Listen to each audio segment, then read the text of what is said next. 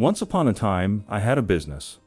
There was a car in the garage. I lived and did not deny myself anything. But I was framed, and as a result, I lost everything. I lost my job, my money, my property, and my connections. My friends turned away, and my wife left and took my child. I was left alone. To say that it was difficult is not to say anything. I had to start my life from scratch. That's when I met Susan. I rented a dorm room and worked several jobs to support myself and my daughter, who was living with my ex-wife. It was only after losing everything that I completely reevaluated what I had before. I now wanted to meet a woman who would be there for me under any circumstance.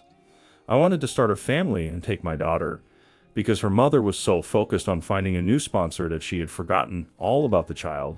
I saw in Susan the one who could be a reliable support for me. Then I began to visit her more often at work, met and saw her off in the evenings, gave various signs of attention. Well, of course, those that I could afford at the time. We exchanged phone numbers, began to regularly write and call each other, and that's how I got involved with Susan. I felt good and relaxed. I saw her as a future wife and a woman who could be a support for my daughter. At a point when our relationship had gained enough trust, I told Susan my story. I told her about how I had lost everything. I told her that I had a daughter that I wanted to take to live with me. I told her what I wanted out of life, what I want in a relationship now, and at the end I added, "It seems to me that you are the woman with whom I will succeed." I could tell by the look on her face that these words were important and pleasing to her, but in response I heard something I didn't expect. "Thank you for trusting me and for these beautiful words. I wish I could do the same. I don't even know how to say it. Anyway, I have a husband." As a husband, what am I then? A lover. This was the twist I hadn't expected. Hear me out, please. My husband and I haven't had a relationship for a long time. We just live in the same apartment. We're neighbors. We sleep in separate rooms. We each cook for ourselves separately. We only talk about everyday things. I'm out all night with you, and my husband has never once asked where I am, who I'm with. He doesn't care about me, and I don't care about him. And why don't you divorce him? I wondered. I just don't understand why you should torture yourself by living with someone you don't love, and how you could start a relationship before you divorce. So why didn't you tell us right away? Because I didn't think our relationship would go that far. Well, I wanted to talk so I wouldn't upset you. I wanted to get a quiet divorce and keep everything to myself out of the story. Please, I'm sorry you had to hear about it like that. I promise I will divorce my husband. Just give me some time. I was horrified because to find myself in the role of a lover was something I was not prepared for. At the same time, I tried to analyze everything Susan was saying and realized that there was really nothing to do with her husband.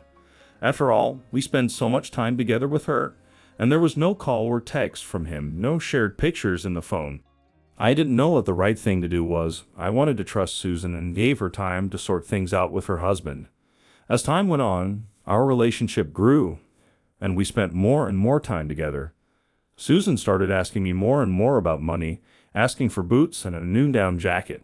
I was not sorry to spend money on my woman, but I did not realize whether she was mine because the story with her husband was not completed.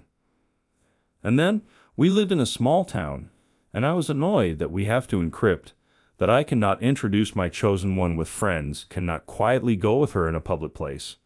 More than a month passed, and my patience was running out. I put the question as a question, either me or my husband. She became worried, promised to talk to her husband in the next few days. A couple days later, I asked if the conversation with her husband had taken place. Susan replied that she had talked to her husband and told him about us, but he didn't want to give her a divorce and said she needed more time to work things out with him. Several weeks passed and still no results, so I decided to take the initiative and met Susan's husband in the driveway. "Michael, right? We need to talk." "And who are you?" Susan's husband frowned. "I'm Joseph. My wife told you about me. I wanted to know why you won't grant the divorce. What's the problem?" I asked. "Susan directly says she doesn't want to live with you anymore. Are you sick or what?" The man interrupted me. "Joseph who? What divorce? What do you want from me?" Here he changed his tone, and it began to dawn on him. We froze in confusion for a few seconds, and then we had a calm, masculine conversation. From it we learned that Susan hadn't talked to her husband. She was just cheating on him and lying to me, promising me a divorce. But now all the cards had been laid bare. Susan ended up in a lot of trouble. Her husband filed for divorce and kicked her out of the house. She was fired from her job because she worked in a pharmacy for a friend of her husband's. And word got around town. Susan called me right after she talked to her husband. That's when I saw her true colors. She was yelling into the phone in a frantic voice. "What have you done? Who asked you to do this? Why did you go to your husband? I'm in trouble now because of you." I didn't listen to the rest of it and just hung up. I don't feel guilty at all.